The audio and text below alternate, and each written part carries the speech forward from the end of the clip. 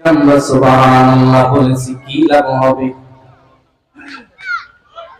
قال النبي صلى الله عليه وآله وسلم تسبيحة واحد خير من الدنيا وما فيها أو كما قال النبي عليه الصلاة والسلام পয়গম্বর আরবি বলেন, হে আমার উম্মত, যদি কোন বান্দা একবার সুবহানাল্লাহ বলে দুনিয়া থেকে আসমান বা 30 কোটি 9 লক্ষ মাইল উপরে, আর ওই স্বর্ণগুলাকে যদি এখন তো ভরি হলো 1,04,000, ঠিক কিনা, যদি বিক্রি করা হয় যত মূল্য হবে, একবার সুবহানাল্লাহ বলে তার থেকেও বেশি সওয়াব হবে।